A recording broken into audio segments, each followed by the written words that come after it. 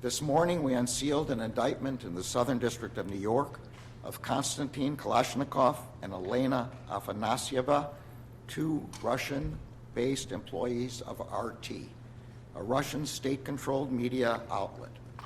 They are charged with conspiring to commit money laundering and to violate the Foreign Agents Registration Act. That law, enacted nearly a century ago, was enacted to ensure that the American people were informed when a foreign power engages in political activities or seeks to influence public discourse. The American people are entitled to know when a foreign power is attempting to exploit our country's free exchange of ideas in order to send around its own propaganda. The company never disclosed to the, and that is what we alleged happened in this case. In the wake of Russia's brutal invasion of Ukraine in February 2022, RT, which was then known as Russia Today, was dropped by its American distributors. The company ceased its formal operations in the United States, and the European Union, the UK, and Canada banned RT's broadcasting. But as RT itself has boasted, the government of Russia continued to use RT to direct disinformation and propaganda.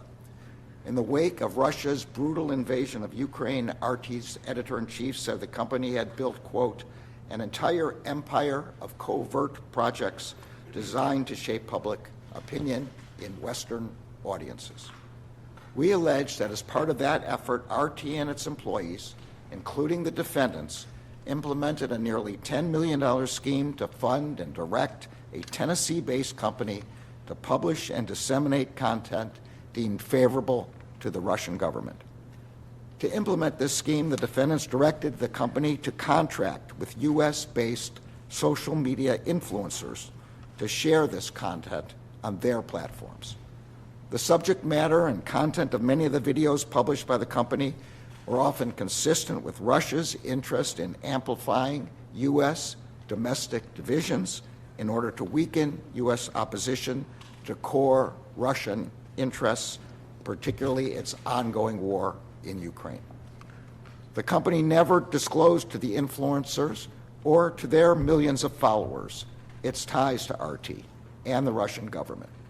Instead, the defendants and the company claimed that the company was sponsored by a private investor.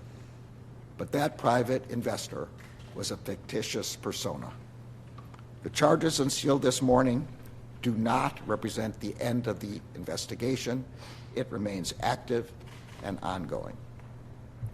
In a separate enforcement action, the Justice Department is seizing 32 internet domains that the Russian government and the Russian-sponsored actors have used to engage in a covert campaign to interfere and influence the outcome of our country's elections.